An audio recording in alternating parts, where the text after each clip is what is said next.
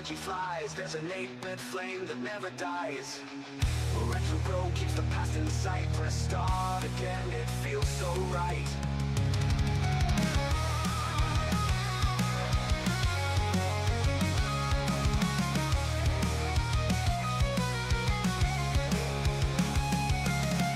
RetroBro, let the pixels glow. Turn back time with the beats we know. RetroBro, where the legends go. Forever in the game, he's the star of the show.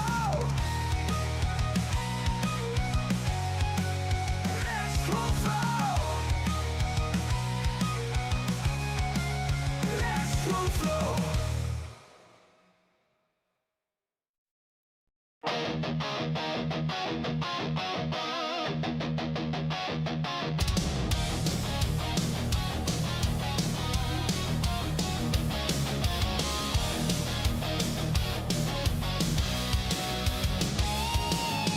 Pixel sparks on a Friday night. He's coding dreams in 8-bit light. From cartridges to streaming shows,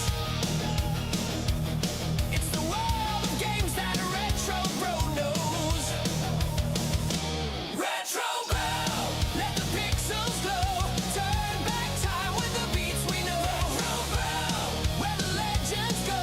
Living in the rhythm of the old school flow.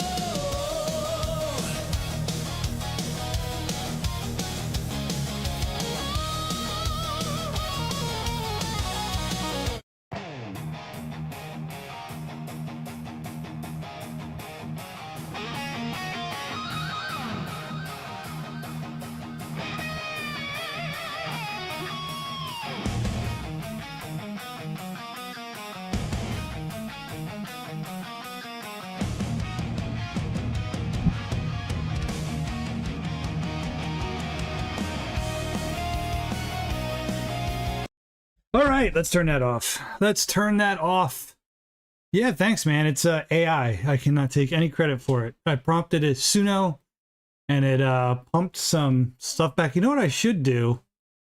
I should talk to my buddy Ryan, who does the sound for my games, and have him... Oh, you know what I should do? I should do the Maverick Baghdad extraction. So when I did Maverick's Baghdad extraction for the Kickstarter, one of the stretch goals, I have a pimple on my tongue, so if I'm talking funny, I apologize. But one of the stretch goals was a soundtrack. We actually put a soundtrack on a CD for people. And I had Lane Genie, who's a band who does video game covers. They did a track for me. I should play that. You guys, when you hear it, this is really, really good. Yeah, here we go, right here. For over 50 years, they redefined rock. The spirit lives your on. NES game, can I get it yet? You can get the digital. Actually, I'm gonna get with Paul with Dalen Games this weekend to see if we can get that on, because all the units have shipped to backers now at this point. So I'm going to try and get that on his website this weekend. He's also going to get my first game on there too. He's really busy. He does a lot of publishing for a lot of other devs too. And I know there was quite a few Kickstarters that he was a part of this year. But this is the cover that Lame Genie did. It's really good.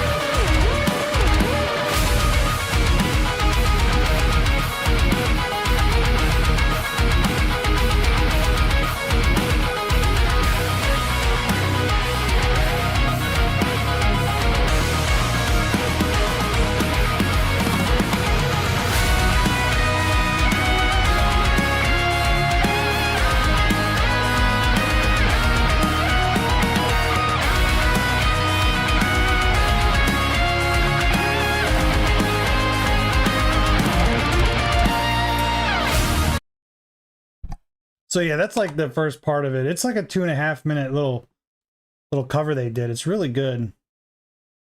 But shout out to them. I love Lame Genie, dude. Like Lame Genie, if you go back and like watch some of my like edited videos back when I was really into YouTube, man. I would always use their music for like credits and stuff like that, and like introductions and stuff. Man, they're so good. Like some of the like the Castlevania cover they did, the TMNT stuff they've done, man, it's like incredibly good. These guys are like a legit band. Get you going. Yeah, it does. And the cover's actually really good. So like, let me see if I can find the 8-bit version of this song that Ryan did. Yeah, here you go. This is the actual 8-bit version.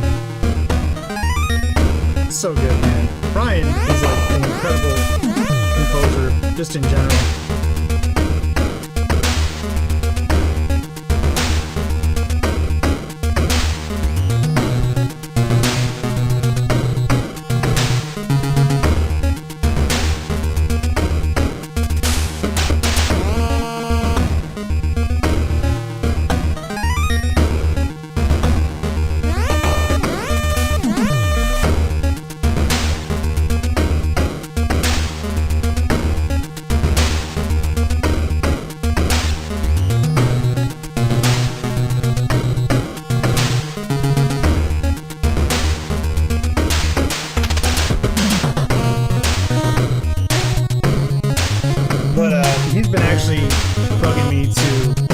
Enable the DPCM channel for the NES, because you can do advanced. That's like what all the damn it, what's the developer? The developer that made like Journey to Silius, the Batman game. So they use the I always forget DCPM. We'll call it DCPM. I mean, it might be DPCM. I don't know. They use that sound channel. That's why those games sound like really good. I mean, they sound like 16-bit games, but it takes up a lot of space on the ROM. So for me, it's never really been like worth it. And I told him, I was like, dude, honestly, your music is good enough. Like, I feel like we don't need it. But he sent me a track of this and the boss music, which is this. And it sounded, it had more bass to it, obviously, because that's what it does. It gives you more like a bass tune. But yeah, it was really good. He's really good. So my week has been going well. I apologize, I haven't streamed in like it's been actually like 2 weeks now. I had to go to Georgia for work. I was there for a week, and that kind of got in the way of my streaming schedule.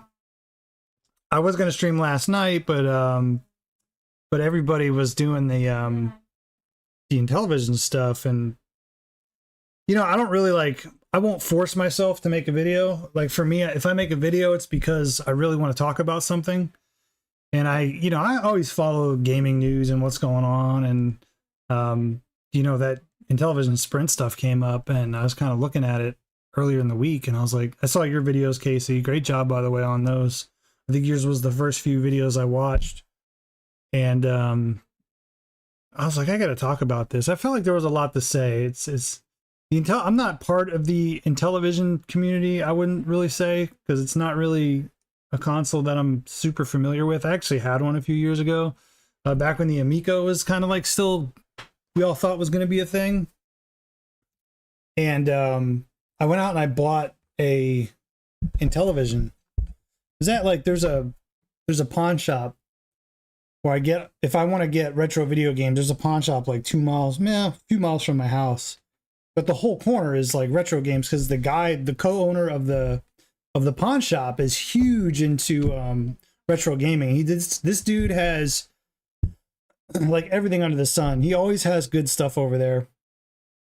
And the one day I was there, I was looking at Genesis games or something, and he had an Intellivision, and I think I paid like, it wasn't much, maybe like $40, got a handful of games.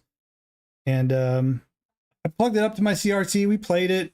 Surprisingly, my youngest daughter at the time, she wanted to play it more than me, because the games I had, like Astro Smash, were super simple. So she really liked playing that.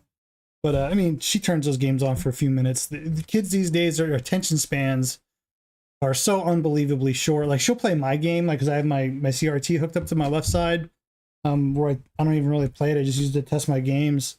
But I have my game in there, and she'll every now and then she'll just turn it on and like, you know, because you can use the zapper in arcade mode, and she'll just start shooting stuff. But she'll last like 3 minutes and then she turns it off, walks away, goes and does something else.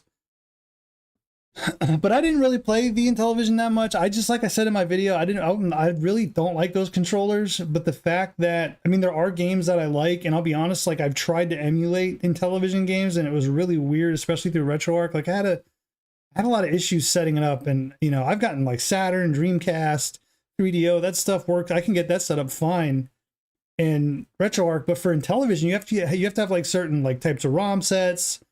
And then with the controller, it's super complicated to try and map that controller through RetroArch. So I was like, I saw the Intellivision Sprint. I'm like, you know what? This is a good option for somebody like me who maybe just wants to play some games casually on the Intellivision. To get the wireless controllers, I can sit on my couch or whatever. You know, I don't have to be right in front of my TV. I can plug it into my modern display behind me, and I'm good to go. And I think that's what the Intellivision Sprint is for. Like I said in my video, I think it's like mostly for like as a reintroduction of the brand to a lot of people. Yeah, Astro Smash is good. Kids love it too. I was 5 when it came out, and NES was my second console. So you're a little bit older than me. So I was born the year the NES came out. So I was born in 85. And then I got an NES, I want to say in 80, it was 88 or 89. But I remember vividly my dad bringing it home. It was like the middle of the week. He just brought it home one night, and you know, we had Super Mario Brothers, Duck Hunt, and we played that for hours. And then I remember I got Rad Racer, Super Mario Brothers 2. I mean, we only ever had like a handful of games until I was probably a little bit older. And then, but I had my NES. I probably played that console for probably late into the 90s. Because, you know, I had a Genesis, but that was upstairs on like the living room TV, so I couldn't always just go up there and play because my parents were watching TV or whatever. So it was like they had to be at work or gone or whatever for me to go play it. Because if they were home, they were watching TV. But I always had my Nintendo hooked up downstairs into like the family room, so I could play that whenever I wanted. So man, I used to play the Nintendo like mid to late 90s. I was still playing that thing, man. Like I had a PlayStation. And I was still playing the Nintendo on a regular basis. That's why I love it so much. That's why, you know, that's why I develop games for the Nintendo now. Plus yeah, you're 10 years older than me, Casey. That's crazy. You look good for 50, man. Like I would not expect you to be 50 years old. Maybe that's just because I'm getting older and like people who are 50 don't look old to me anymore. But like to my kids, they might look 50, a 50-year-old might look old. Like, man, when I was in my 20s, I thought 50 was old. Now I'm like, yeah, that's not too far. I'm not too far from 50. So, yeah, man, like, I love the Nintendo, but I remember when I was really little, late 80s, my neighbor had an Atari, and I thought it was so, like, old. You know, like, I was like, this is old. There's one button. I couldn't really get into it. So, for me, to go backwards, it's always been pretty difficult to do. But I like to go back and kind of experience those games. I mean, it's like I know a couple people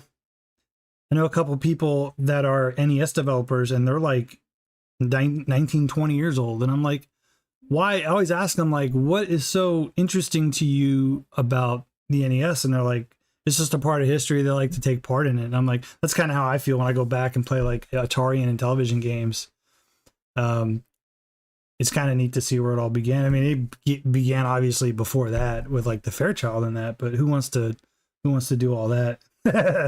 So you love all gens? Yeah, you're about 500 games into collecting NES. Nice. Close to 100 complete in box. Wow. I think the most games I ever had on the NES was probably around 130 at one point. And then I sold a bunch of stuff in 20. The only original game I still have from my childhood is my Super Mario Brothers 3 cartridge. I refused to sell that game because it was the last game my father bought me before he passed away in 90. I can't remember if he died in 90 or 91. That was the last game he bought for me. So I have that game. I won't sell that game. Retro is a big and lots of retro style games these days.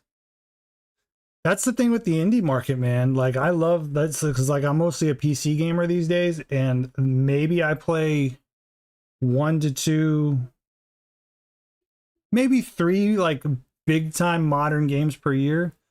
Like this year I played AI Limit, and that's more of like a mid-tier development game, but that's like a Souls-like game. And I played First Berserker Kazan. That was a pretty big AAA game. Again, that's another Souls. Like, I'm a huge Souls fan. I like hard games. I don't like easy games. If I want to do something easy, I'll sit on my recliner and watch a movie or watch the game. But other than that, dude, like I have a ton of like indie games. Like on my itch library is pretty big, man. Like I buy NES games on itch all the time. I do that a lot. And that's kind of like where my bread and butter is. The Master Race, I'm a PC gamer, but not as much. Only so much time in these days. Yeah, dude, I hear you. So here's a fun little thing. So we can get into this. This is Antstream. And for those that aren't familiar with this, this is a pretty cool kind of video games on demand type thing. And it's kind of like Netflix for retro video games, I guess, would probably be a good way to put it. Let me move this here. Make this a little larger. But this is a pretty cool thing. And I actually have my first game on here. I have any Antstream on something, my VCS. I think you can put it on there. Yeah, this would be good to have on VCS. I don't remember how I found out about this, but when I found out about it, so being a developer, you try and find different places to put your game, you know, because you want to get as many eyeballs as possible. And see if my controller's working here. All right, there we go. And I saw this, and I had reached out to Evercade a year ago to try and get on their next Indie Heroes one. And, you know, they said they just had too many requests and too much going on, which is pretty obvious, I think, because, you know, Evercade and Blaze, they're starting to get to the point where they have some really large licenses they're obtaining. So I think they're actually probably going to dial back on a lot of the indie stuff. But my first game is on here. Actually, while I'm here, I told them I needed them to update the game. So I'm curious if they've done that. Let me see if they've updated it. So this is my game. This was my first game, and it's okay. You know, it's all right. It's got for my very first game, honestly, I don't think it was bad. I could have done a lot worse. You know, obviously when you go back and you when you go back and you do stuff and you learn more as a developer and coder, you're like, could have gone back and changed a few things. So I actually did do that on for the Kickstarter because John, this is like the first Maverick game. The most recent game I did was a prequel to this. So you play as, you know, John Maverick. You kind of go through his backstory. So as another perk, because we hit like 3 different stretch goals. One of the perks I did, a stretch goal, was an updated version of this game. I called it the director's cut, and it just fixed like a lot of things that that could have been done differently without changing. Like, yeah, they haven't updated it. Does it sound working?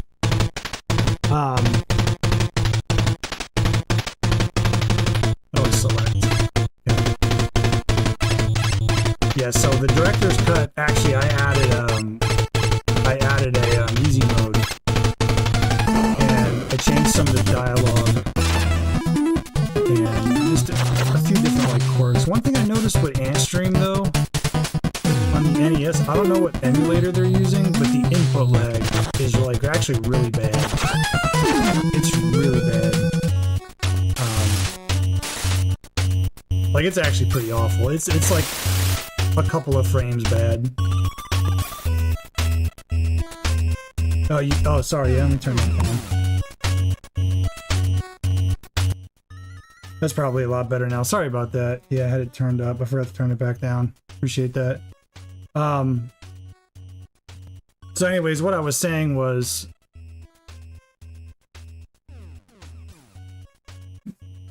I updated some of the stuff on here. I added an easy mode and stuff like that. But I sent them the updated ROM. I don't know why they haven't updated it yet. But I noticed, like I was saying, the input lag, for whatever reason, on the NES stuff is yeah, it's really it's like really bad. But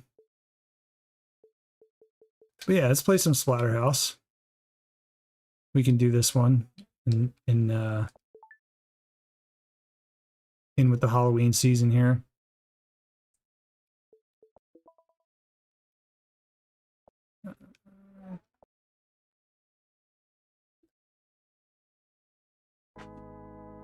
I don't know what the insert coin button is.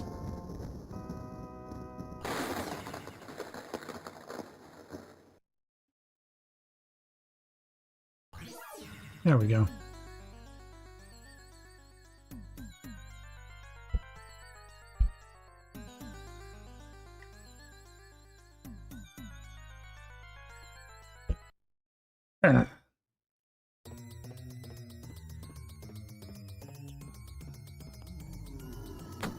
You know, streaming these days is really weird, I've noticed, because I can stream some nights and I'll instantly have like 10 people in here. And other nights, it'd just be like Casey or or Last Line or somebody else. This is the arcade version.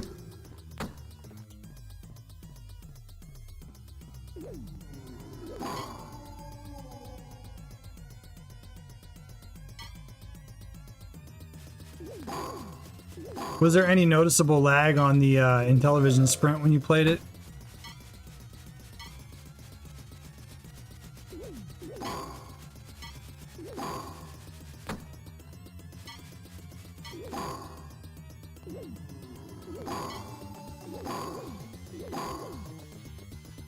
I'm hit and miss, but I try to watch whatever I can. Yeah, dude, I wasn't doing anything tonight. And I'm working from home tomorrow, so I don't have to get up super early. And when I stream, man, like, it keeps me out of the kitchen. What's up, Si? What up, Doug? What up, Doug? Are you feeling better, man?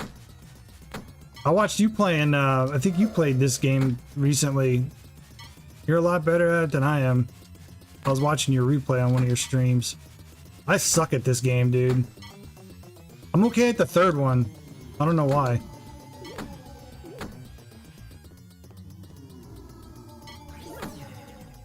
It's only 7:30 here. Oh shit. Oh, you're on the West Coast. Yeah, it's 10:30 here.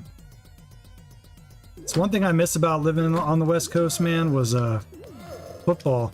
I loved watching football, man, on the West Coast, because the late games would start at like 6:30. So I'd finish eating dinner and then I could watch football, and then it would come on. See, dude, I'm so bad at this game, bro. It would come on. The game would be over at 9:30, and then I can watch, like, you know, whatever I wanted.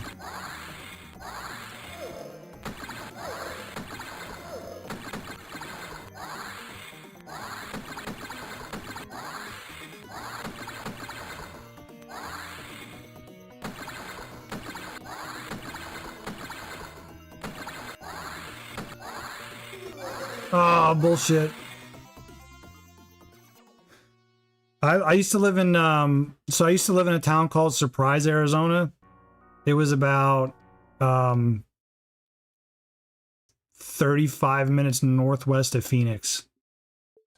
I lived out there for 5 years. That's where my wife's from. So when I got out of the Navy in 2008, we lived in Pennsylvania, which is where I'm from and where we live now. We lived out here for about, oh shit, Yar's Revenge. Here we go. We'll play some Yar's Revenge next. We lived out here up until about 2012.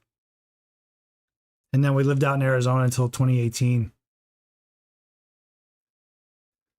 Yeah, it's okay, man. It's too hot.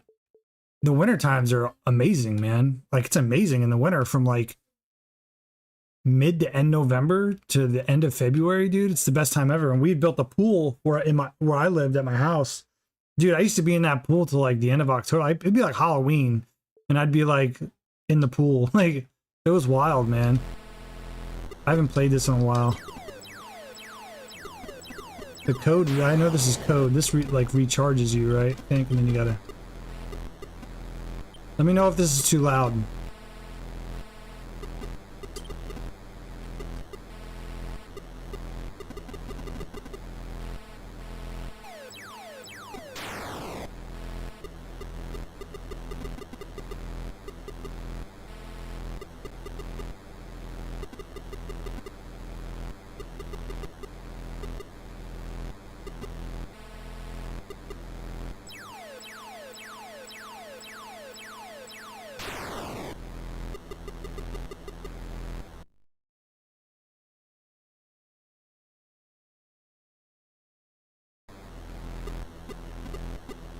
Oh, I think I reset it.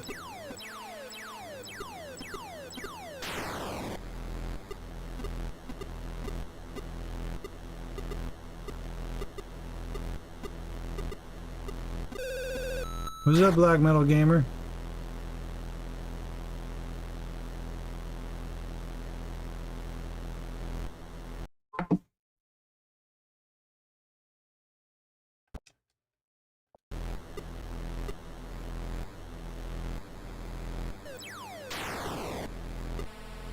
But yeah, I don't miss that heat, man. Like right now, dude, October in Pennsylvania is amazing. Nice and cool. I had my hoodie and my sweats on today.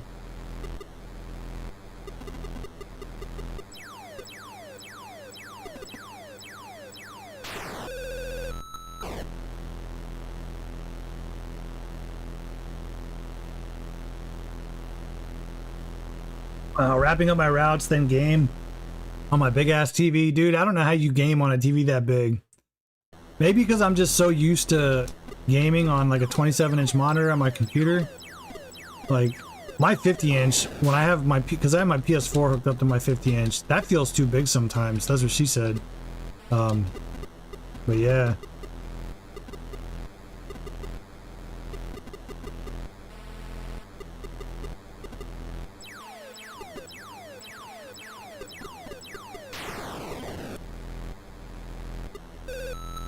Yeah, I suck at that. I don't know what I'm supposed to do. I thought I'm supposed to hit this guy.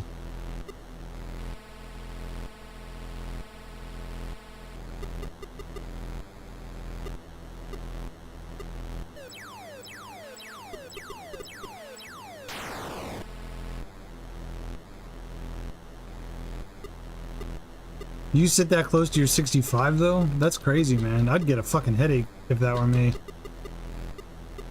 Alright, we can be done with Yar's Revenge here. There's some pretty cool racing games on here. And they do like different challenges every week. So you could do like trending games. The challenges up here. Ends in different times. I haven't really done any of these yet.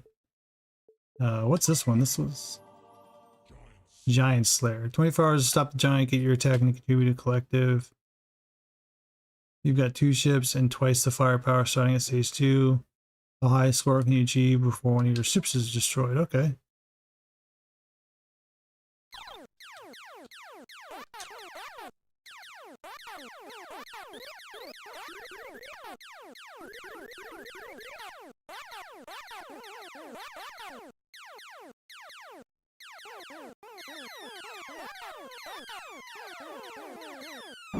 Fuck.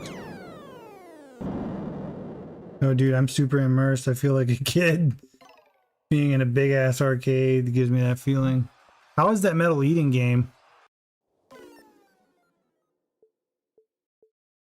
Alright, we're gonna retry. That was terrible.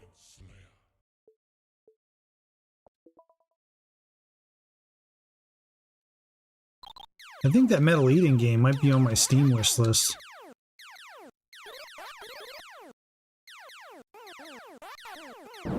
Wow. Yeah, that was terrible. You haven't played it yet?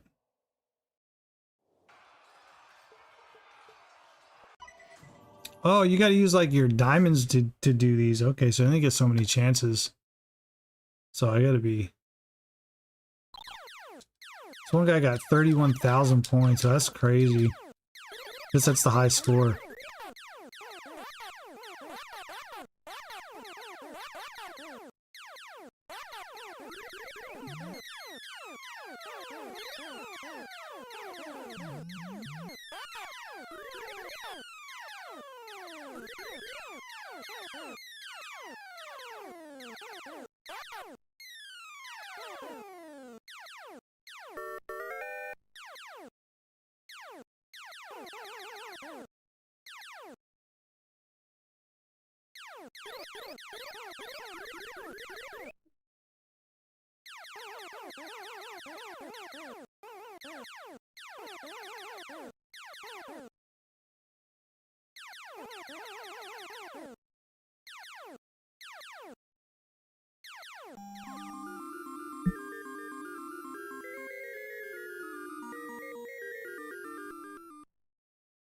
I'm up to 12,000.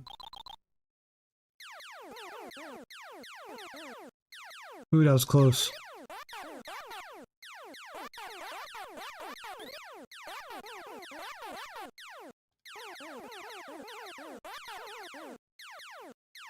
Ooh, that was close too. Ooh, fuck, that was really close.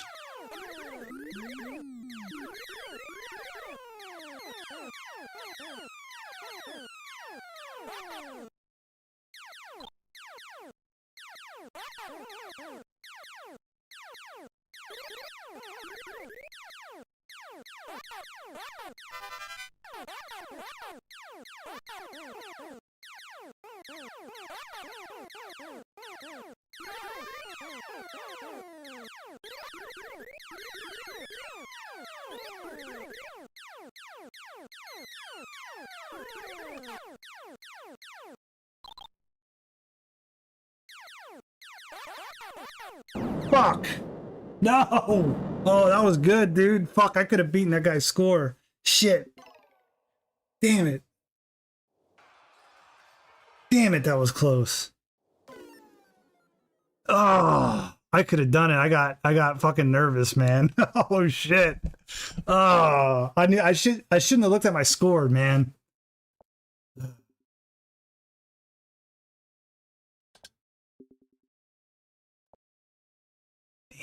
I'm gonna submit it.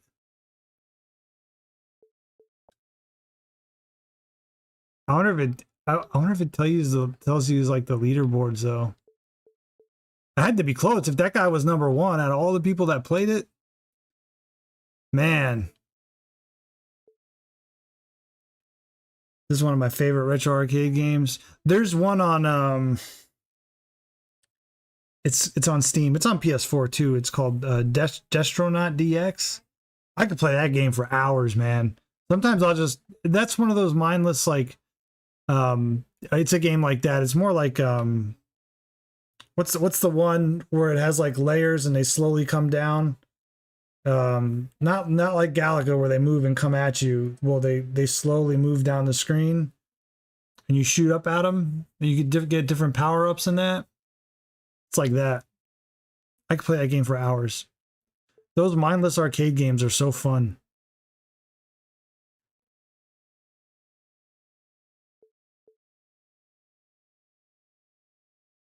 Space Invaders, here we go. Let's do this one. This is a cool little platform, man. Yeah, it's like Space Invaders. Yeah, it's like this. It's like a modern Space Invaders.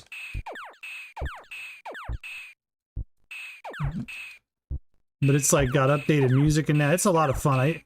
Maybe one night I'll stream. I can stream it. I can stream it after this. Actually, I don't care. It's a fun ass game.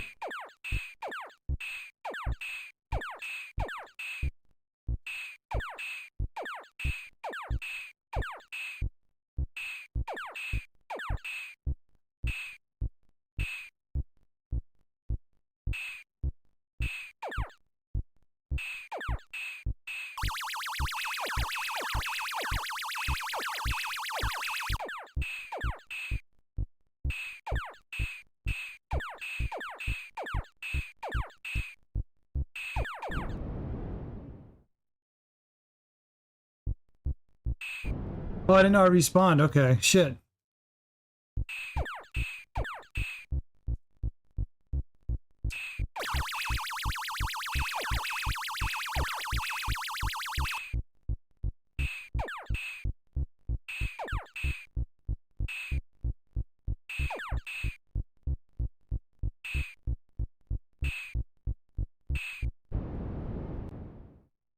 Yeah, I'm really bad at this one.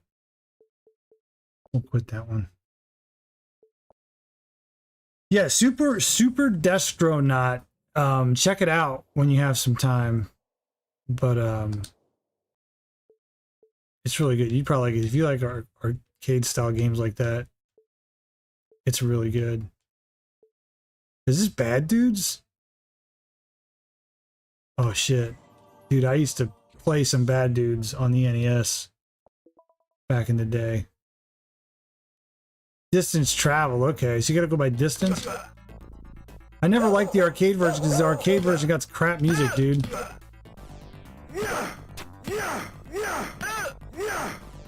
I don't know why this is like one of the hardest levels. It starts you here. You do a power punch. There we go.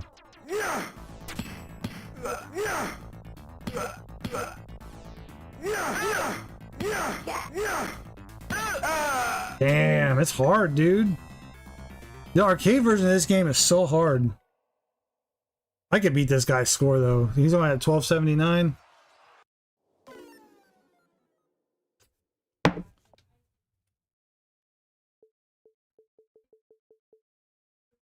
I forgot to hit retry. Oh, here we go. Yeah, put me on the freaking 18-wheeler.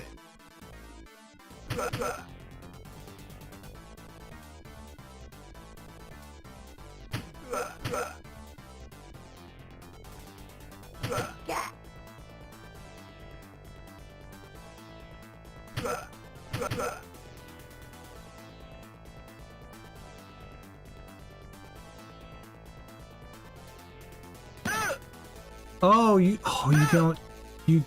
can't get hit. Shit, okay. Yeah. Let me try that one.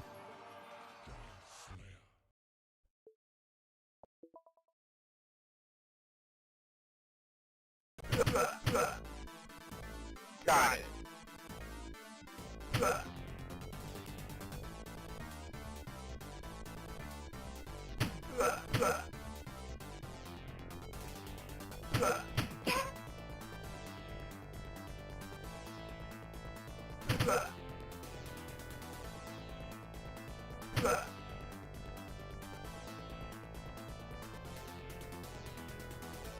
Fuck.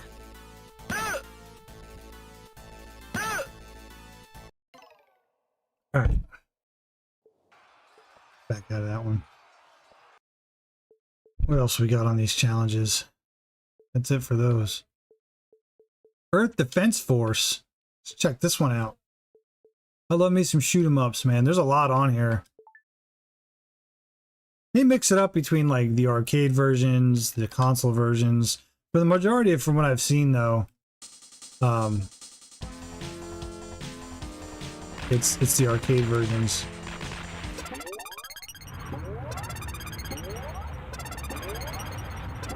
Pump up them credits.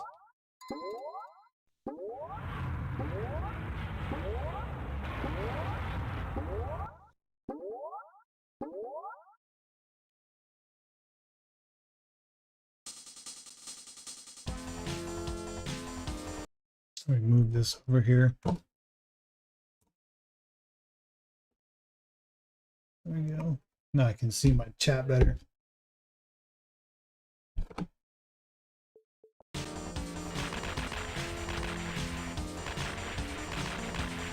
I'm telling you, there's no lag. There's no lag on the arcade games, dude. For some reason, like I said, whatever it is, there's lag on the NES games. And the only thing I can contribute it to is whatever emulator they're using is probably just a crappy emulator.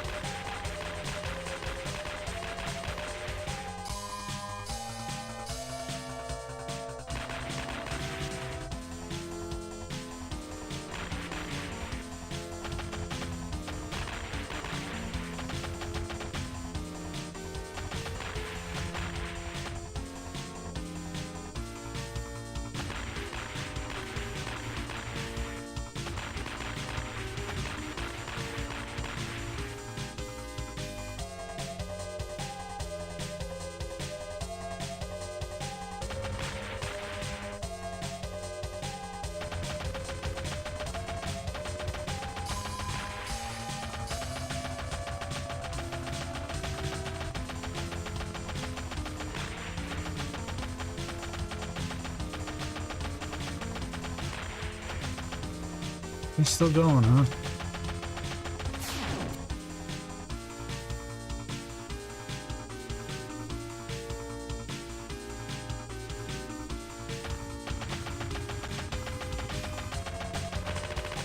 There we go. Boom, got him.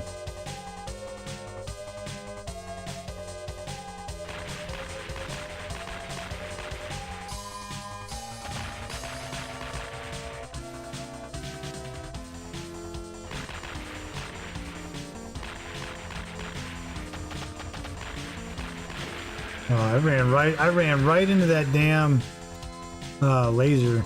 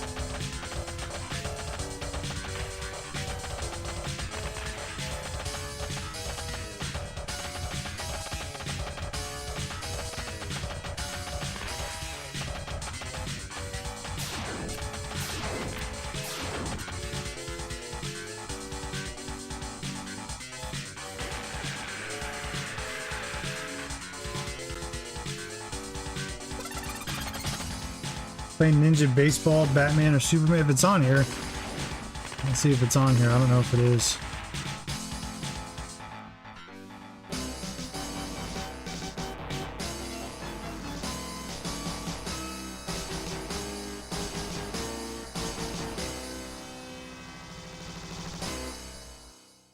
Second attack.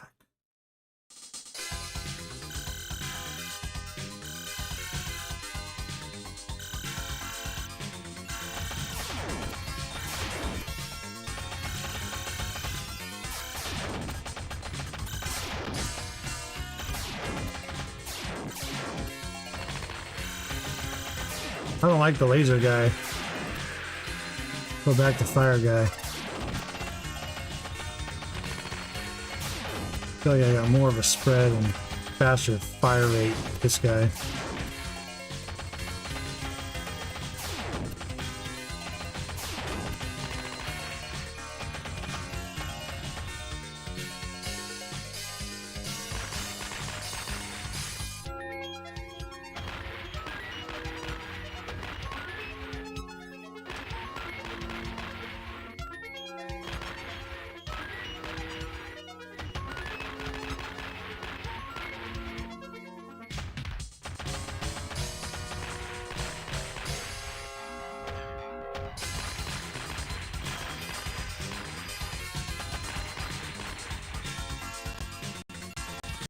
Ooh, get some lag.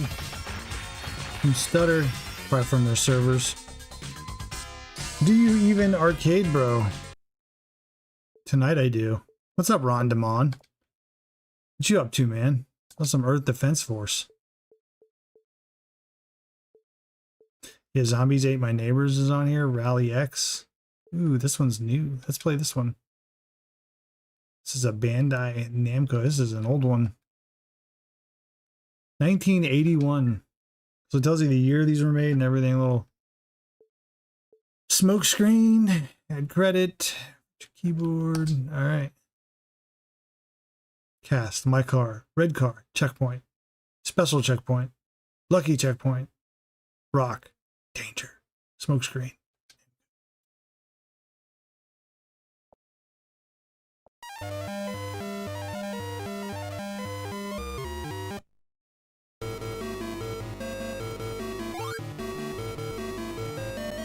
So how do I know where to go? Oh, there's a checkpoint. If I hit the wall, I wonder if I die. Yeah, eat my dust, bitch. Okay, so I think I have to just destroy the other cars. It's kind of like Twisted Metal. Before Twisted Metal was a thing. There's a little thing there that shows me where they're at. Oh, we crashed. As it just starts over. That's super lame.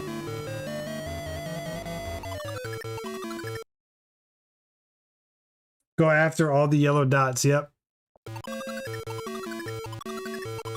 Why did my fuel just drain? Oh, there you go. But you can't hit them, so you gotta get them behind you.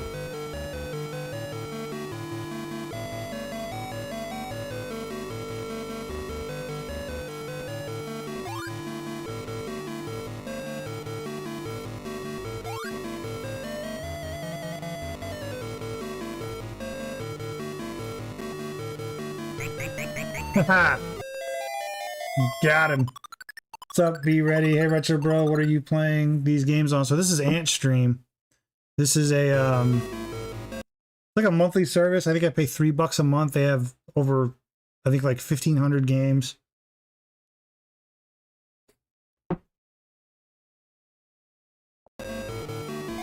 This game gets hard. That's what she said. We'll see about that, Casey. I believe it. This is fun, though. Oh, see, there we go. Ha! Oh, shit. Damn. Does it start me completely over? Okay.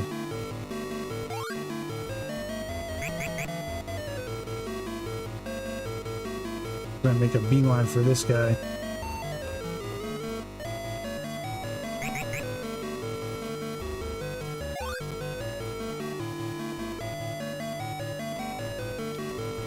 Oh, why did I not have any smoke left or what?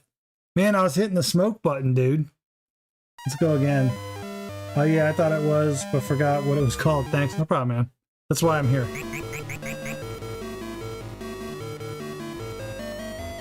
This area is huge.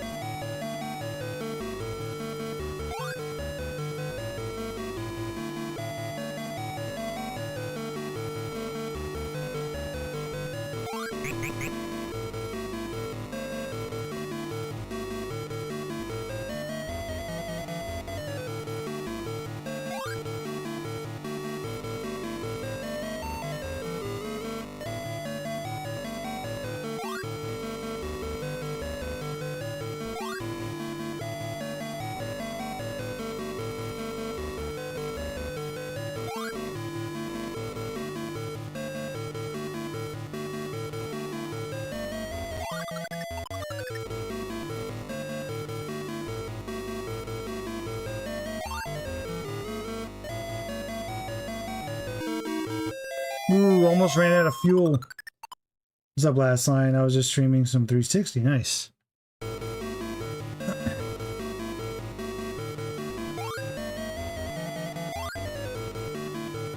Yeah, last couple days I've been working on my game, man. I really got it to a point where I feel good about it. Until all the testers play it and find a million things broken. And then I'll get annoyed because I gotta go back and... I don't get annoyed that I have to fix everything. It's just like you think something works fine, and then it doesn't. And sometimes it's a simple, easy fix, which is nice when that happens. And other times it's just a... Dude, that thing kills your fuel. Why does it do that? It fills it, and then it takes it and fills it. Oh yeah, eat my dust, bitch. Yeah, we got this one. Yeah, do the one I put in the Discord. Because I'm not touching anything until... Because I've done a lot with it the last couple days. So, I'm not touching it until people find stuff wrong with it.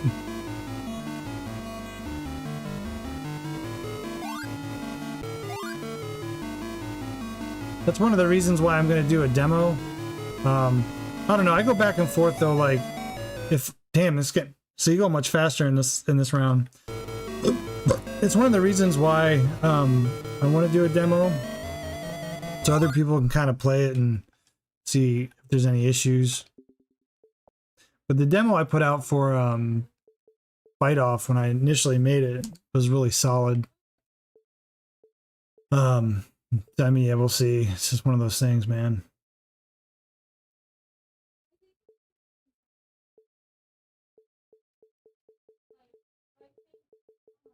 Hopefully nothing game breaking.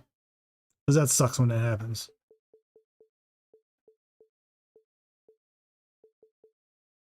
Demons and what's this? Breakthrough. Ooh, 86. This is a fun game.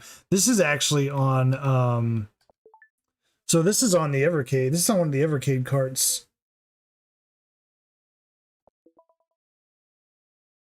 Yeah, this is on the Data East collection.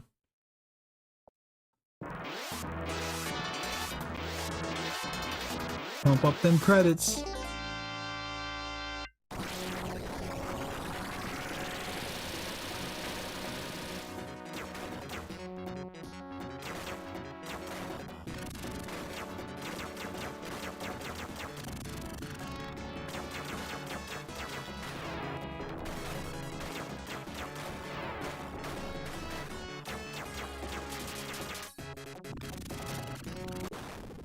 I just figured out how to get over that.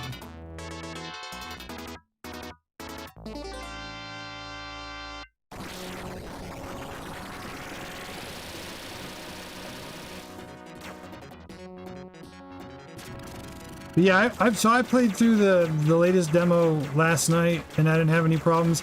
I will say one thing, man. Like the fast travel, like the fast travel upgrade to just be able to teleport back to your jump ship at any time. That's a pretty nice upgrade.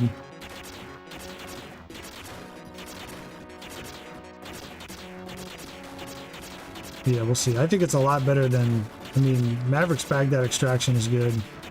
I don't know. They're two very different games. They're two very different types of games. So I don't know which one I like better. Athos is definitely way more of like a Metroid feel to it.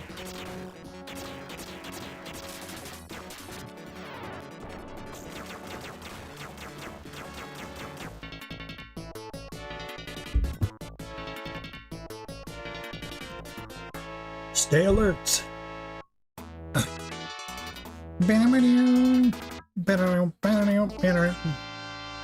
Regis.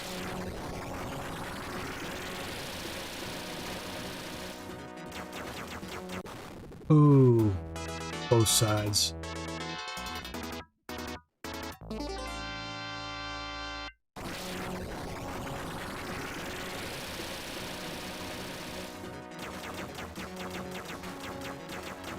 Come on, you mother bitch.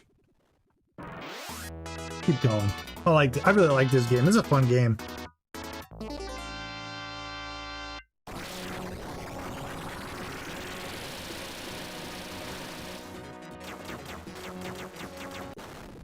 Dude, that same I'm going low this time. That same one keeps getting me.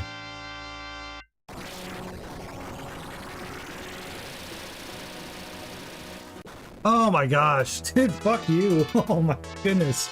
Oh my gosh. Oh my goodness. You son of a bitch. Dylan. Dylan. You son of a bitch. Fuck you.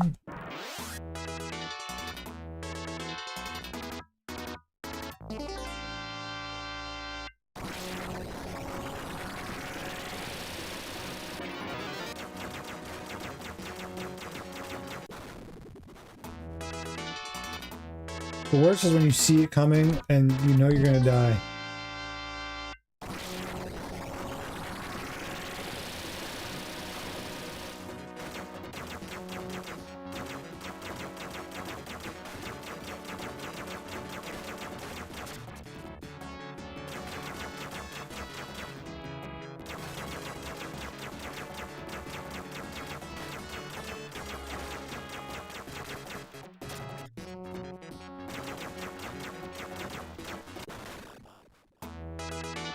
Starting from the beginning? No! Not even a checkpoint? Okay, good. I was gonna say, that's shitty.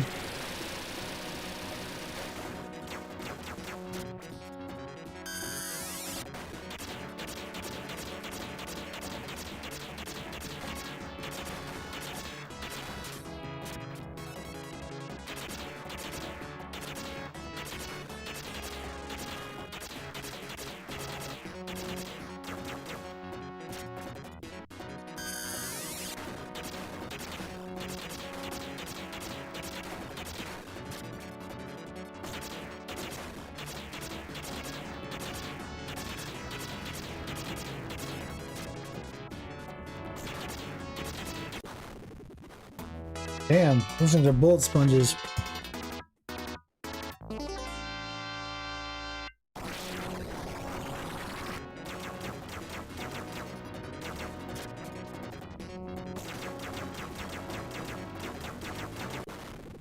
I wonder if I can jump over these things. Let's try that.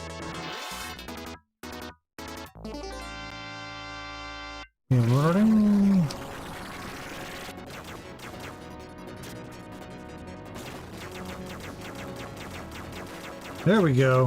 Victory.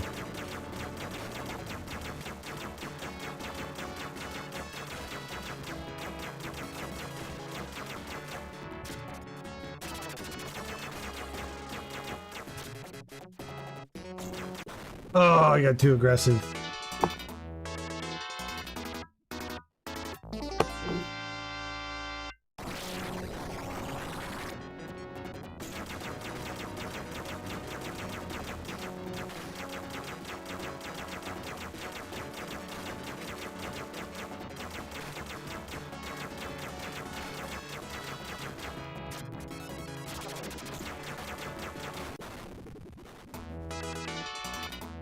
I think you can save state. Yeah, you can. Okay. Thought so.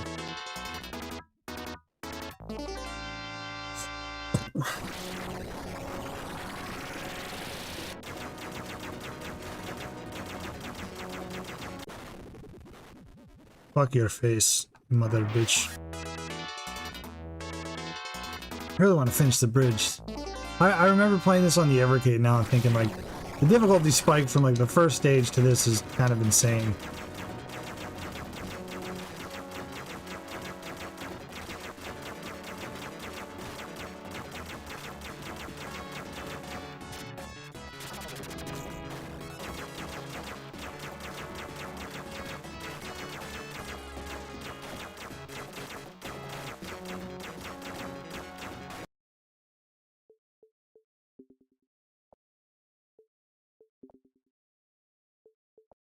Just in case, just in case.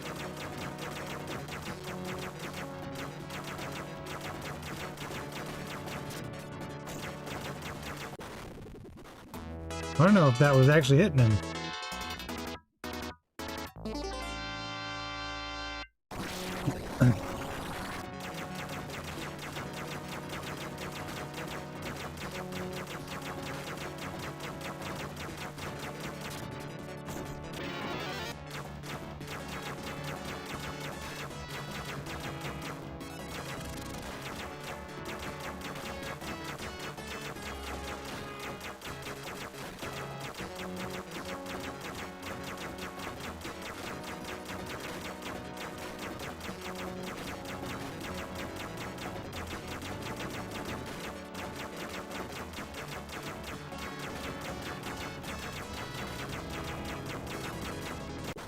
Oh, bullshit, dude. I didn't even fucking see that. Oh, I think that was the end, too.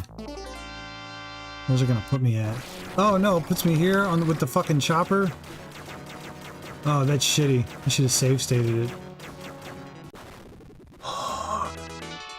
Just finished a bag of cinnamon sugar dots, pretzels. Those things need a damn war. So my daughter works at a grocery store. She only has like a few more days left there until she leaves for the Navy. She leaves in November. But she brought home a bag of these. They were like chocolate covered pretzels, but they were pumpkin spice, dude. They were so good. Oh man, they were good. I only got like one handful. My kids just devoured them, dude. I snack a lot when I'm at work in the office. When I'm at home, dude, we don't really have any junk food. Because my wife, you know, she's like super healthy or whatever. The only thing I have is ice cream, dude. I eat ice cream almost every night, dude. I fucking love ice cream. I was thinking about ice cream like 5 minutes ago. Because I looked at the time, like, how long have I been streaming? An hour? I'll stream for an hour and a half. And then I'm going to go upstairs, sit on my recliner, get a bowl of ice cream, watch YouTube, and go to sleep. That'll be my day. That's how I wrap it up.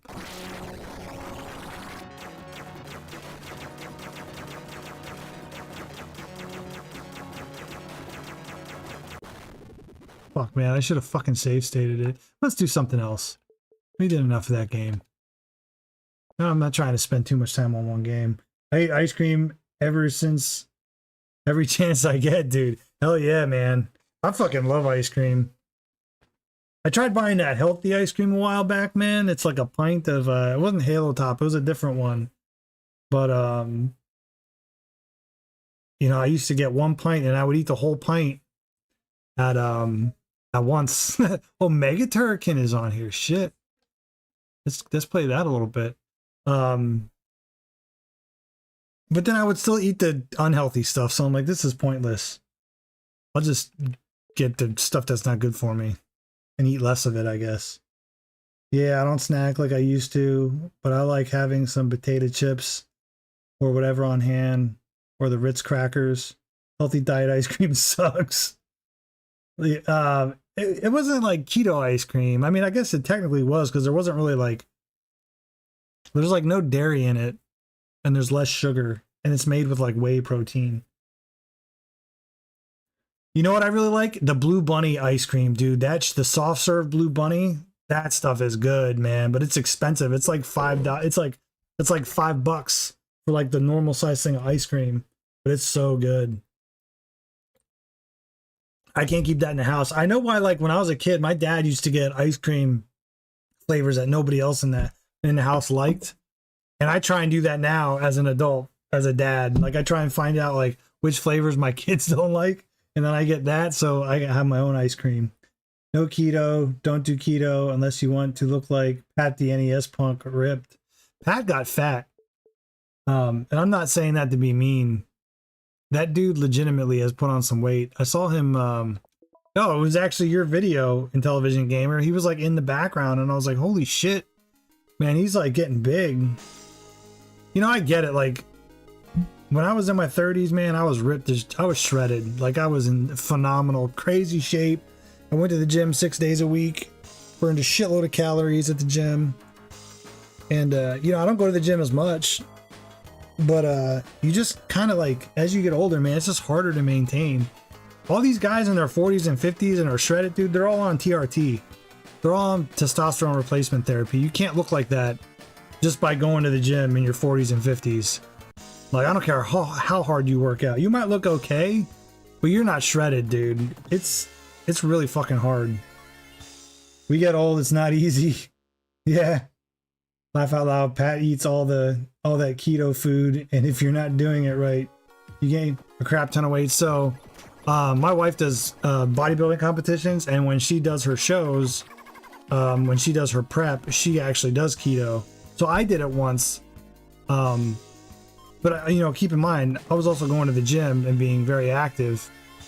I lost like I got pretty lean. It's probably like the leanest I was in my late 30s, but I got a fucking kidney stone, like a really big ass kidney stone from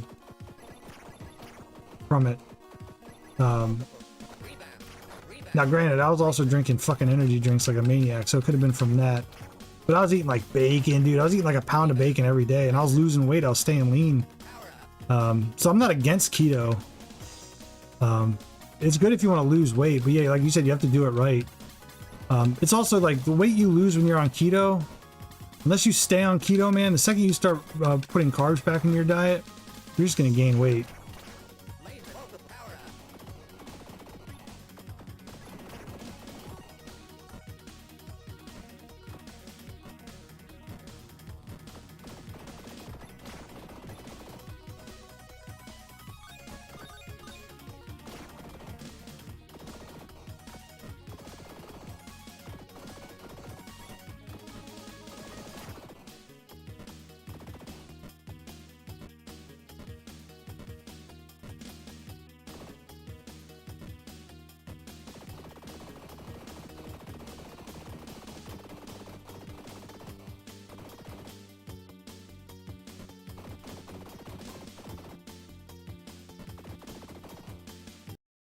When I buy ice cream, I usually go Ben and Jerry's. Love the shitload of toppings. Very rare to do it though. Yeah, it's too expensive, man. Ben and Jerry's too damn expensive.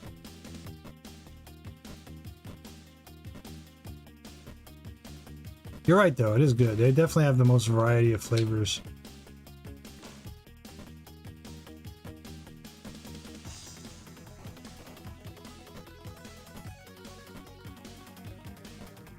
I don't know where I'm supposed to go here. We have to go down. Oh, that's right. Shit. That's the other button. It's the only bad thing about this.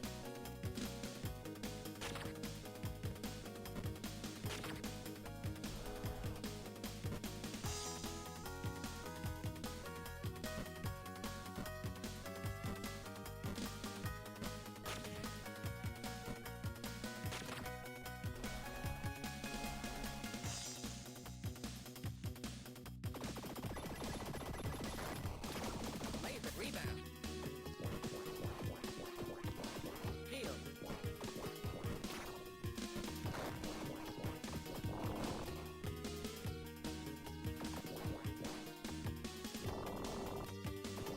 Multiple.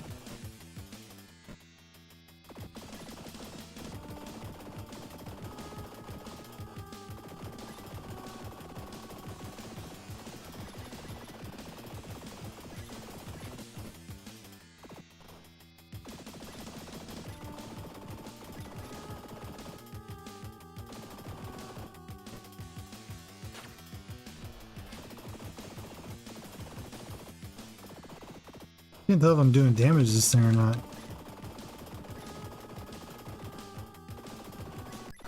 There we go.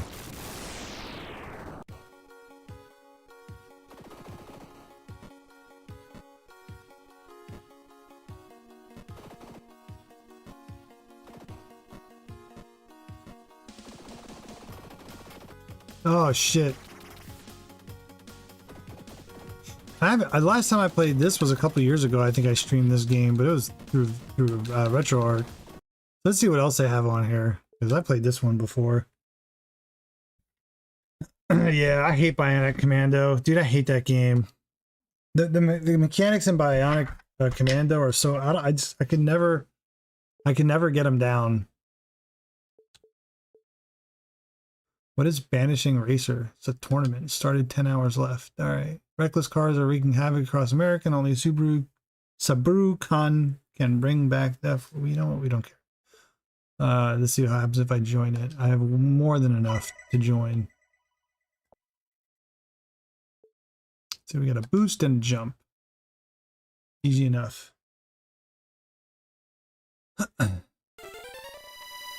Oh wow, okay. I was not expecting this. False advertising. It's like a platformer. What?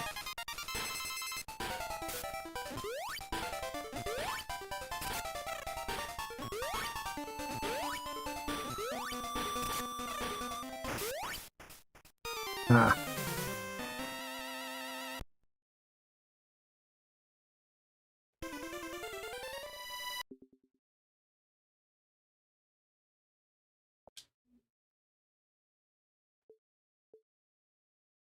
Let's try again.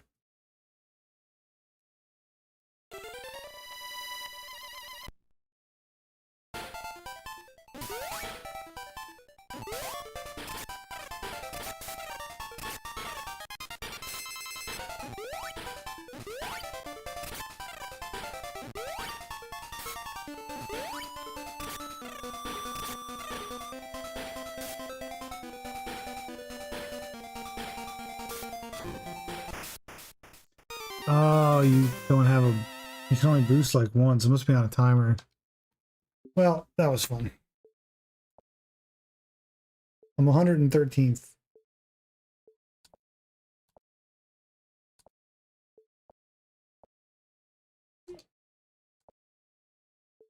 What else we got on here?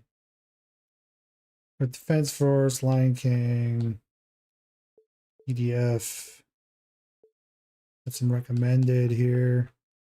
Supercars 2. 1991. Let's give this a go.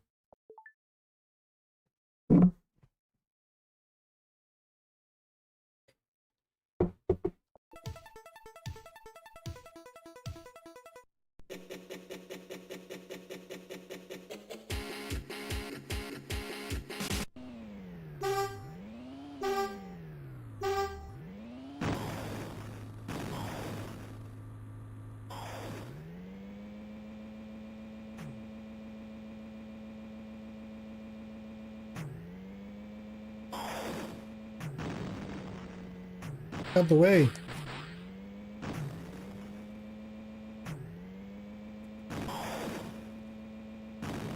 Why my missiles go so slow?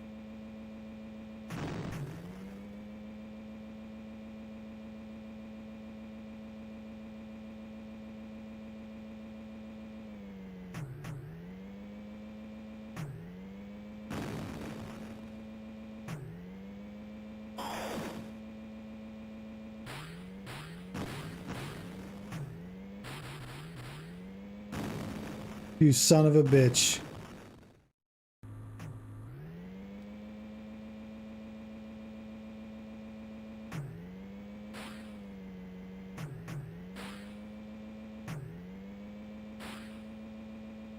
I'm out of missiles, so I can't shoot this guy.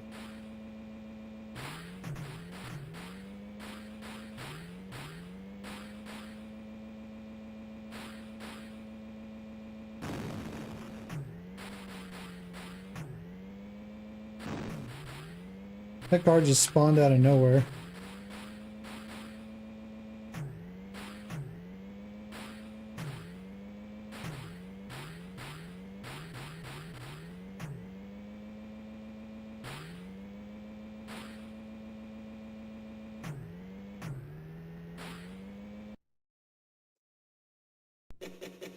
Yeah, that's kind of doo-dooey. Not a fan. Not for me. Not for me.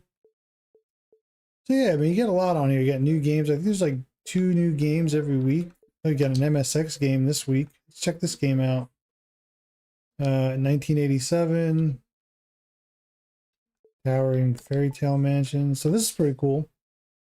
I tried to get MSX working on RetroArch not too long ago. I couldn't, for whatever reason, some of it wouldn't work for me. Select and hit trigger. Alright, I guess that's trigger.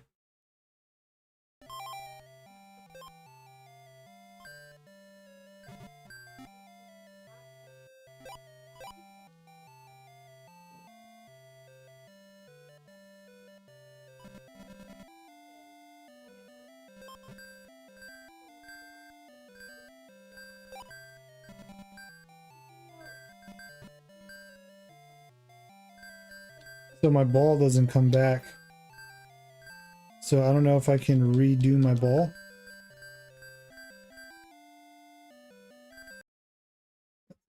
It's fun to try random games or to watch someone do it as well. That's why I like this. That's why I like this Ant Stream, man, because it's like just a plethora of games I've never heard of before. You know, and if you play them for, you know, 30 seconds or 2 hours, you know, it's worth it. So I mean, you can buy like the full subscription for like 40 bucks for like a year. I just got a monthly subscription because I wasn't sure if I was going to like it. But the monthly subscription is only $3. So I mean, I guess that's pretty worth it. I'm not sure what I'm supposed to do here. I just know I have these balls that bounce around. Okay, I think I can... Let's see if I can get my ball back. There we go. Okay, now I got it back. So maybe I just got to kill all these things. Whatever they are. Ah, see, the door opened. Okay.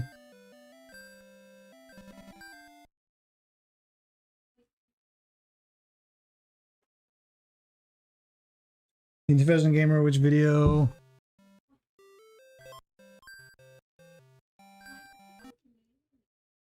What PC emulator are you using for arcade ROMs? I'm not using an emulator. I'm using a it's called Ant Stream. It's a paid subscription service that has tons of games on it, 1,300 plus games. But to answer your question, when I do play arcade games, I use a few different emulators through RetroArch. One of them is the Final Burn Alpha. That's probably one of the best ones. I played some Robot Tank earlier on the Atari 2600 on my Amberneck portable. You know, I had an Amberneck and the damn thing like broke on me, man. Like one day it just didn't boot up. So I think what I might try and do is flash like Botticera, because you can get different types of Botticera builds, and they have builds specifically for Amberneck products. Because the handheld itself like still works, like it's in good working condition. It just, the SD card that it came with it just, I guess, just got corrupted somehow. So I might try and like flash a Botticera build onto it so I could still use it. Okay, cool, we got that guy. RG35XX is the one I have.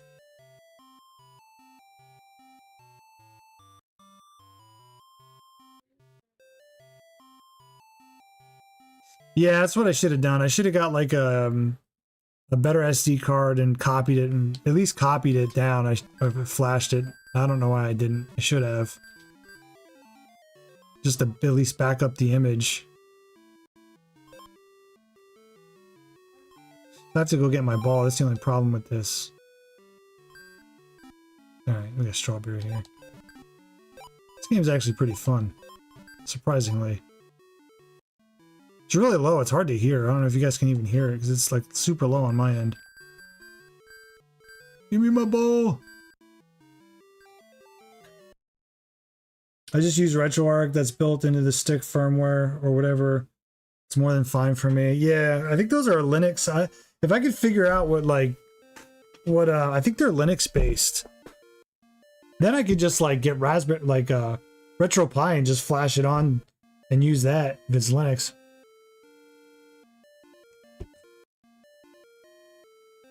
Salutations, everyone. I just found this channel out 15 minutes ago. I'm Game Pain. What's up, man? Just out of curiosity, how did you find the channel? Was it through the Intellivision video I made yesterday? I literally haven't made a video in months. You know, going on probably a year. That video did really well. I was surprised. Let's quit this. What else do we have on here? So this game's pretty cool. I know the dev of this game. This is a NES maker game. This guy actually just did Doodle World 2. And when he wrapped up Doodle World 2, because his Kickstarter ended for Doodle World 2, I backed it. And then mine literally started like a week after his ended. And then he gave me a nice shout out. It was a nice boost to the Kickstarter for my game. But he did the second one. The second one's really good. Nate makes this with his kid. It's really cool. I'll try and play a little bit of this. It's tough because this emulator that they're using on here has really bad lag. And there's really no way that I can tell to fix it. D-pad dead zone. Let me see if that makes a difference.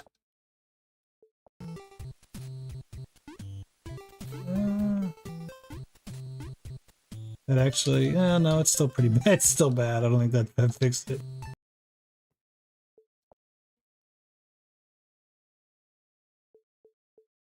What was it on? Large? I don't know what really that is, but let's try static.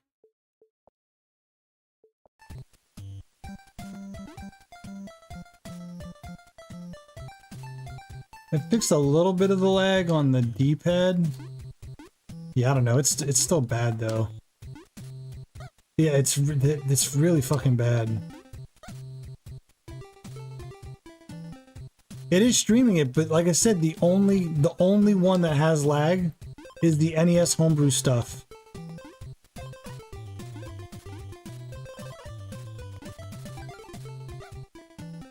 The art style in this game is just super cool.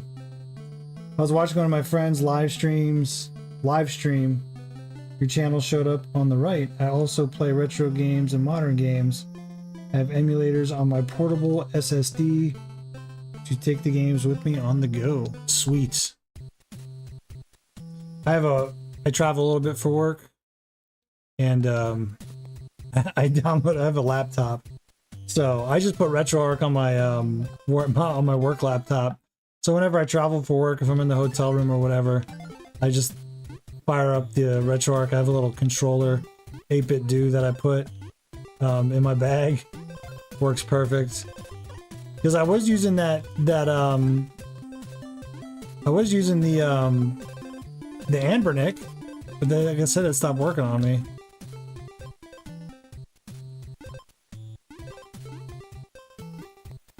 The art style in this game is just so super cool. You know, sometimes, I mean, that's the crazy thing, right? Like, I'll spend my time making, like, trying to make, like, really good artwork and tile work for my games. But at the end of the day, like, man, as long as a game plays good, like, that's really what matters most. I can't jump on the pencils. Forgot.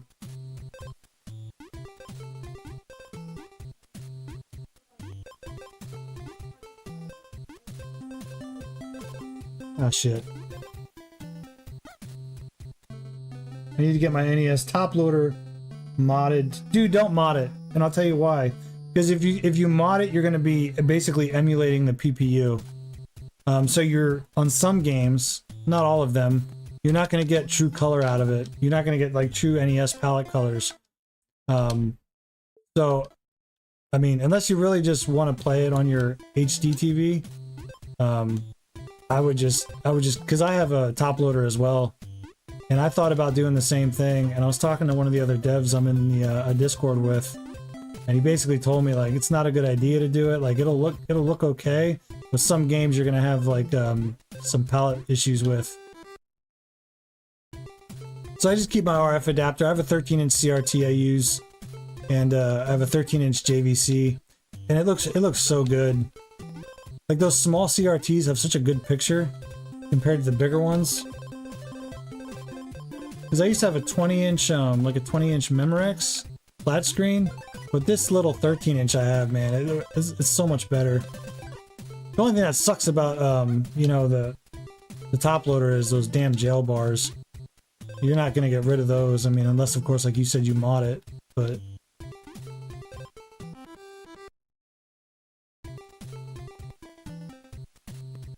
You got your top loader? Yeah, I mean, like I said, I considered it, you know. Like you said, it gets rid of the jail bar issue. Fuck. I also don't want to touch mine because I'm afraid that someone will break it. And that's the one I had when I was a kid. You know what's funny? I was telling Sai because I used to have the 20-inch, and I used to have the 20-inch, and I got rid of it. And here, I'll show you. Show you my little CRT, bro. This thing's awesome. So I'm gonna end the stream here in a second, anyways. Let me close that.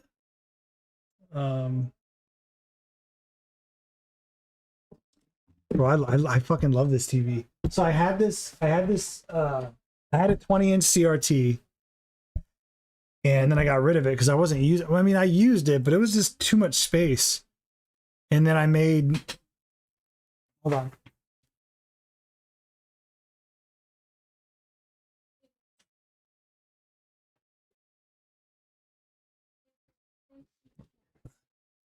So then I started developing this game. So this is my latest game. This is Mavericks Baghdad Extraction. By the way, Dalen Games, for the cover on this, he did an awesome job, but I'll show you guys. I'm a little sidetrack here.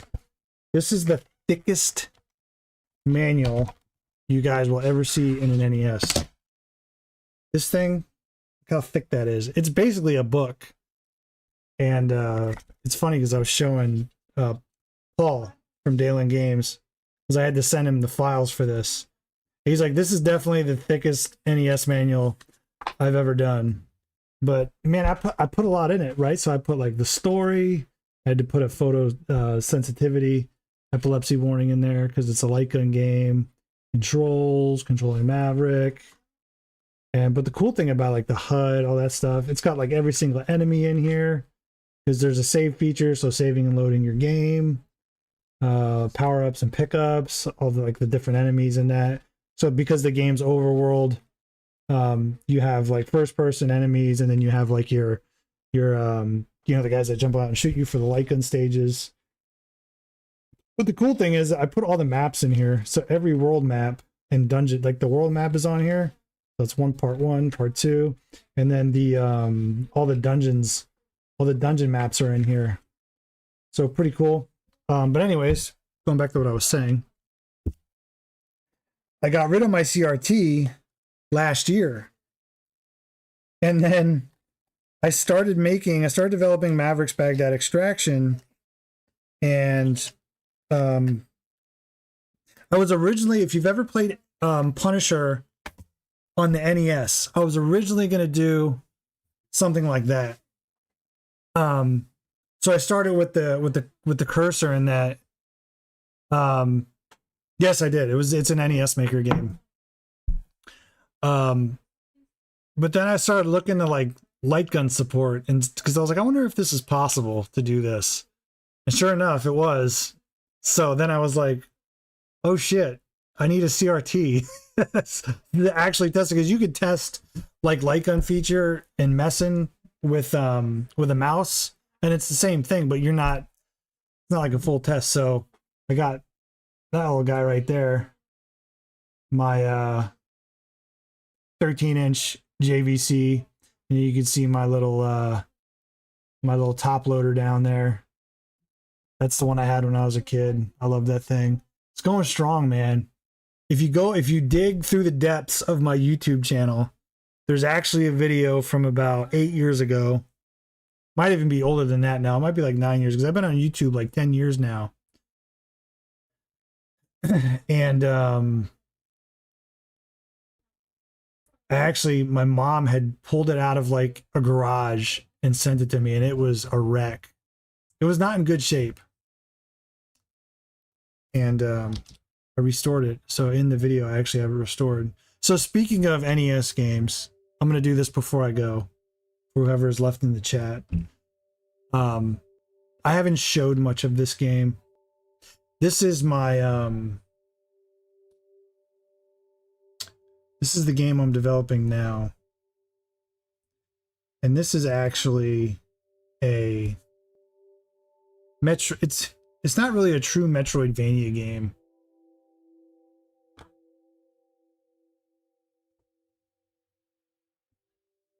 Let me actually do this here real quick.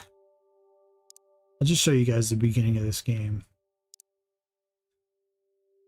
You guys have ever played Blaster Master? It's kind of a Metroidvania type the way that game is. So like some of the areas will interconnect, and some of them are kind of independent areas that you can only access after getting like certain upgrades and shit like that.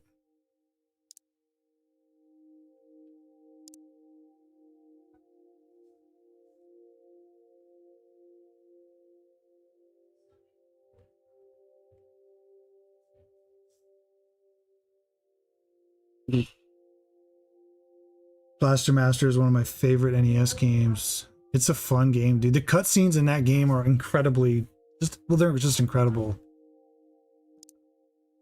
I think I'm on 2-1, but yeah, these are all the different compilations I have here.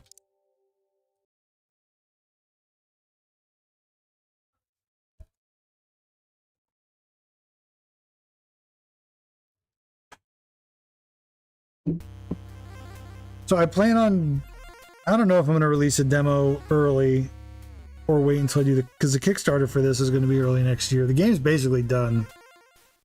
It just has to go through bug testing.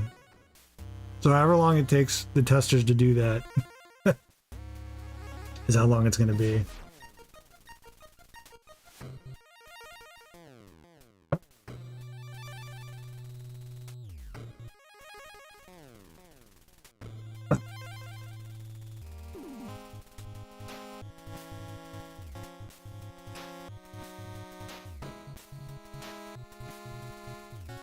Yeah, there's definitely going to be a demo for the Kickstarter. I would never release a Kickstarter without a demo. I won't even back a Kickstarter if there's not a demo. I think that's crazy to do that.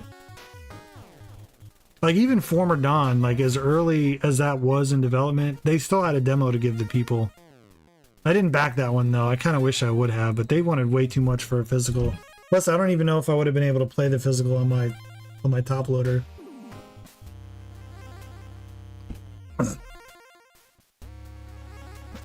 So basically, you play as this autonomous AI named Kyra, who is basically sent to the planet Athos 10 light years from Earth to investigate this planet because Earth is basically falling apart. Al Gore's fucking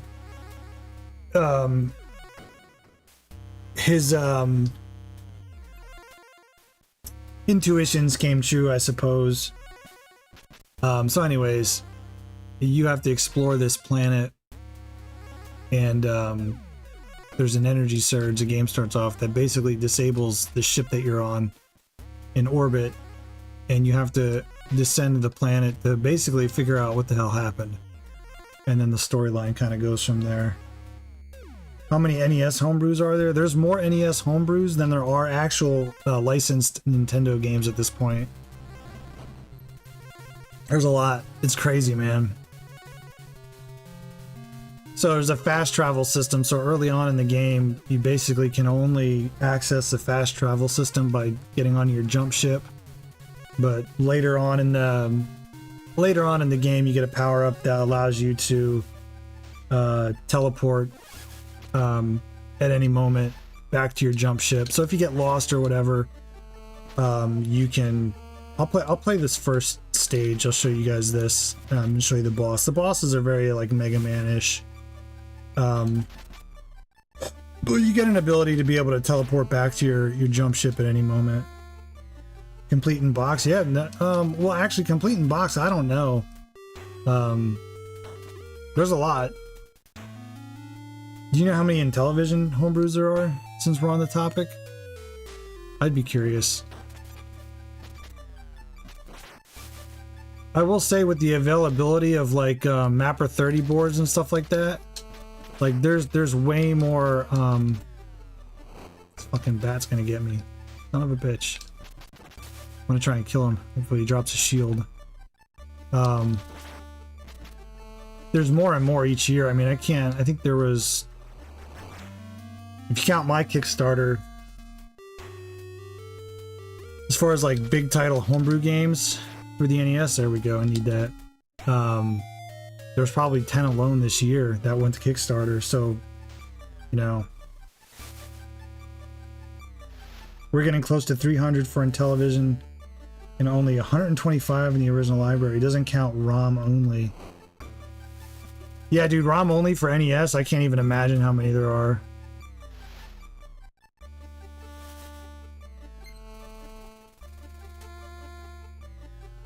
I have every Intellivision game and homebrew. A long and expensive journey. I try and back as many homebrew physicals for the NES as I can, but I get to a point where I'm like, alright, this is getting expensive. Thankfully, they all get like later releases on like different websites and that, so Kickstarter's not the only place to get them. So now, because I got that rock, I can, or that energy or whatever it is, you can hover now, which is a big mechanic of the game. So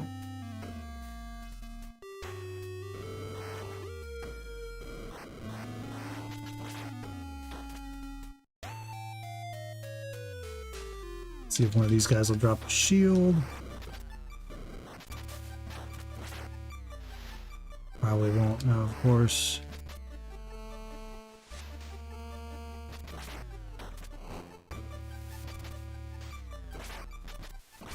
Nope, that's all right. First boss, we'll do this boss. This boss is super easy. Got a little helper on the side.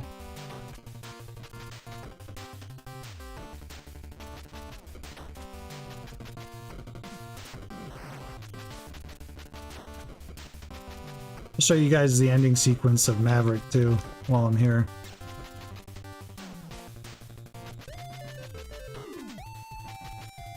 One of the things I learned about developing games is, and not just me, but it gets annoying, is difficulty curve is a huge thing, you know?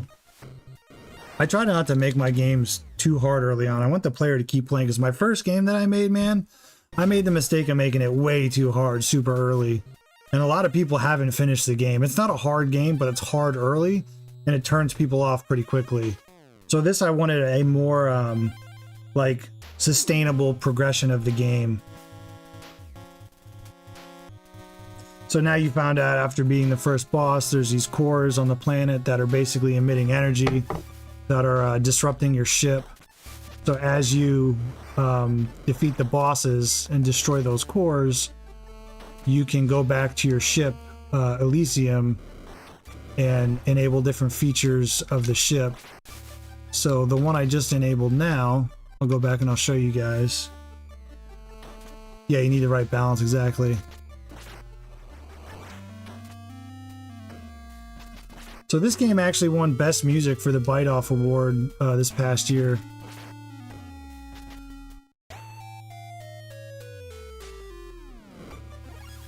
So we go back to the ship. We'll go back to Elysium. That's true, man. A lot of people aren't good at games. And you would think, like, as retro gamers, like, they would be used to hard games, but I maybe it's a patience thing. They just don't have the patience for them.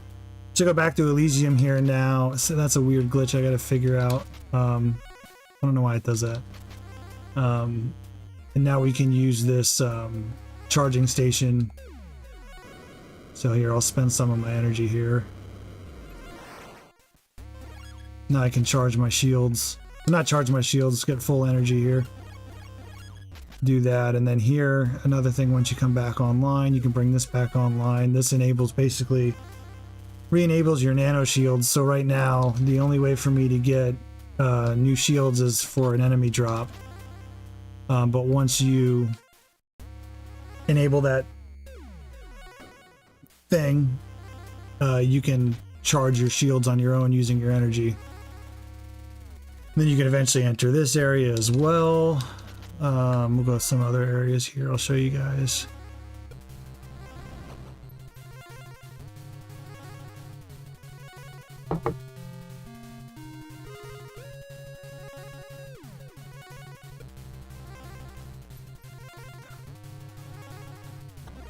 So then you got 4 different areas here.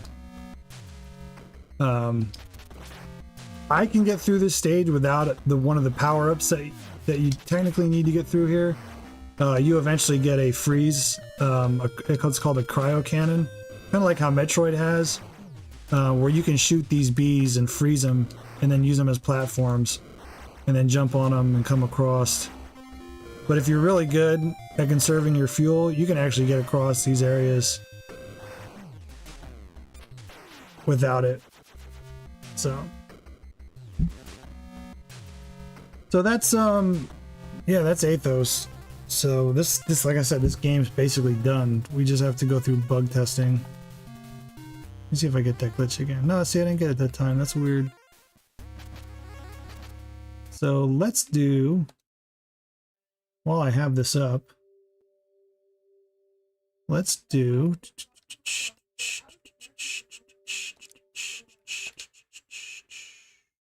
and this is Maverick's Baghdad Extraction. I'm going to use this with a controller. Just like a comment on Pitfall 1, I had David Crane sign that this weekend. Oh, nice. That's cool. I actually thought about making a video on some of the, I don't want to piss anybody off, though, I'll be honest with you. About some of the weird things I see regarding intellectual property in the in television community.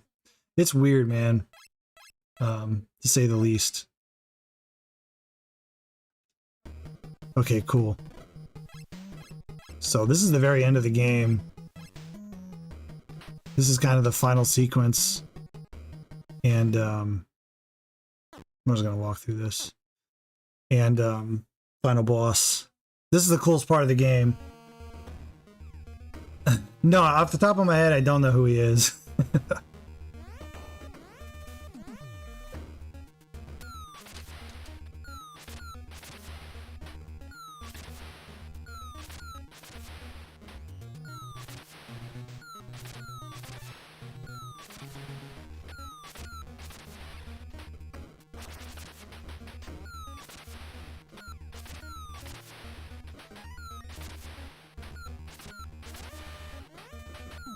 This is a lot of fun with a light gun.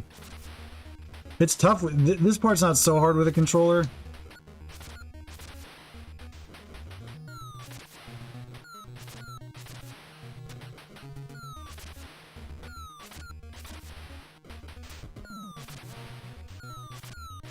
The next part after this is pretty tough with a controller.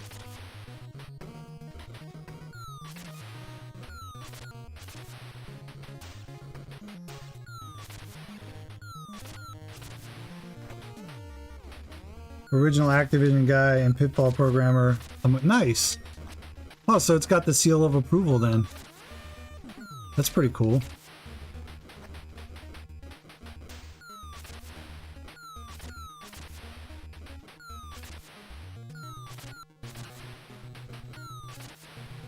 Doesn't Microsoft technically own Activision now? I wonder how that works. I don't know much about getting licenses. I guess it goes back to who owns the original trademark, I guess. I don't know. Him and two other original Activision guys make 2600 games again at Audacity Games. Okay.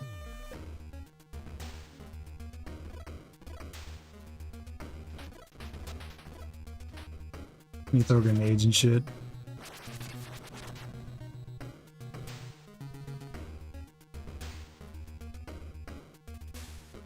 Not really, but it'll sign in. Nice.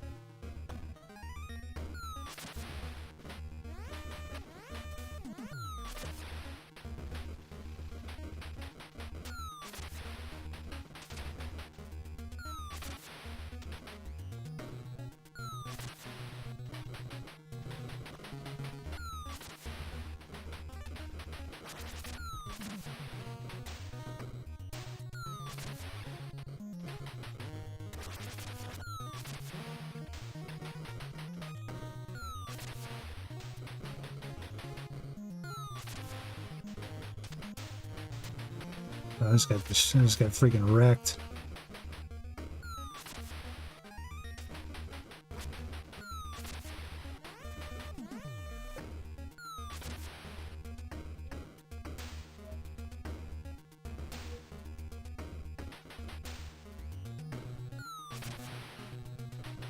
So I won't show the ending of this. I don't want to spoil it for anybody. This is a long game. From what everybody I've talked to, your first playthrough of this game is gonna be about 3 to 5 hours. The overworld map is about 80% the size of the original Zeldas.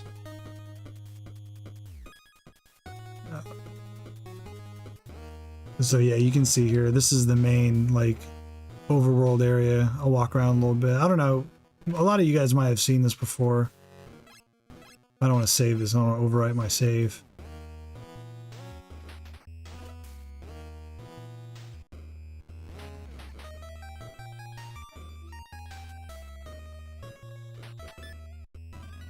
But you can, I'll show you something here.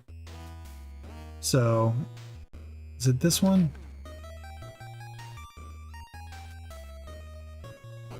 No, it's not that one. Oh, it's that one over there. Here we go. There's hidden areas like how you have in Zelda.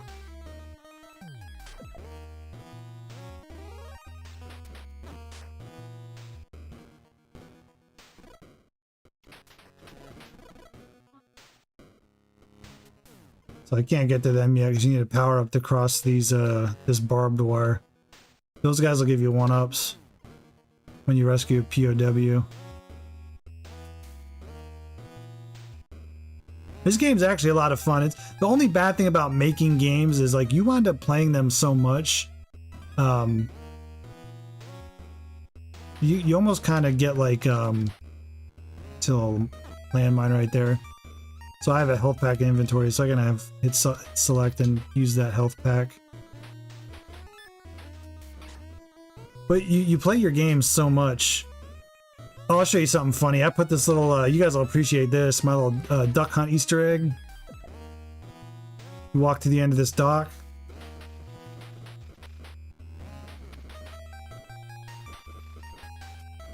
And you shoot the ducks. Yeah, that was just something I literally put, that was like the last thing I put in the game. Just screwing around. I was like, this would be fun if I did this. It's like, here's another secret here. Come through here. Another thing is, like, if you have these landmines, same when you're a game tester, yeah.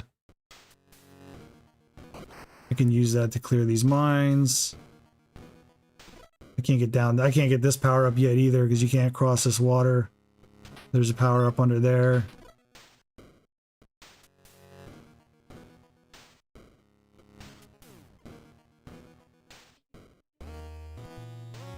Play it a ton before it comes out. Yeah.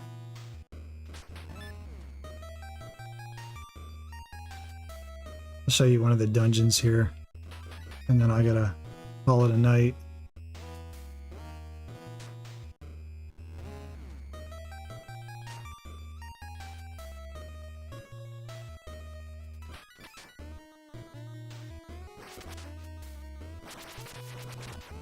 Blow his ass up.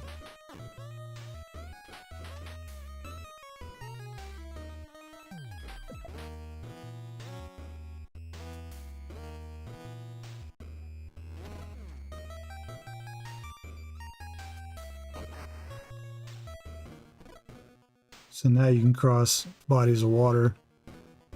So you can go through like these rivers and shit like that to get to certain areas.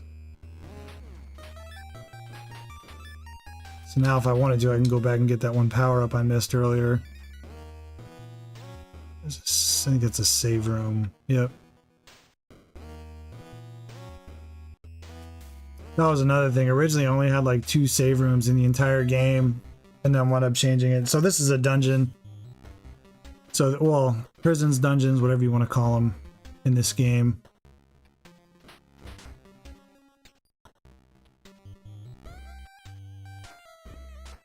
So yeah, very much Zelda-like. Very much.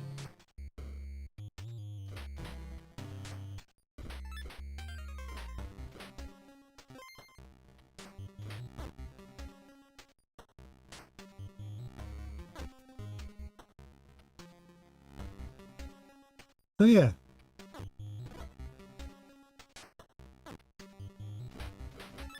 A fun game, man. There's a lot to do. Yeah. That was almost a 2-hour stream. That's actually almost a record. That is almost a record. So no ice creams. I gotta go to bed in like 4 minutes. Everybody in the chat, that was a lot of fun. So that's Ant Stream, that's Athos, the game I'm working on, and a little bit of Mavericks Baghdad Extraction. Appreciate everyone being here. Last Line, Television Gamer, Bandits Best, Black Metal Gamer, Be Ready, Ron DeMond stopped in, Ninja Right stopped in for a bit, Super Mega Graphics 64. It was a fun night. Everybody, thank you for being here. Enjoy your evening. See you guys on the next video. Take care. How long does it take to make a game like this? I started making Mavericks Baghdad Extraction last November, and like it was officially done. The final ROM was sent to Paul probably mid-August. So about 8 to 9 months. I've been working on Athos since February. So I've been working on that for about 8 months with like maybe a month break. So we'll call it 6. And then until final testing. And then when it actually gets released, because probably going to do the Kickstarter in February. So that'll be about a year, that one. So yeah. But that's to answer your question. So it takes a while. I mean, I've made like that Hobo Albo's Halloween Adventure that I made, that free ROM I made. That took me like 3 weeks. But it's like a super basic platformer, left, right, no power-ups. Yeah, not much coding. That's the nice thing about NES Maker, is you actually can do something reasonable without much coding. But if you want to make something like Maverick's Back to Extraction or Athos, you gotta learn to code. All right, guys, I'm out of here. Have a good night. Appreciate y'all being here.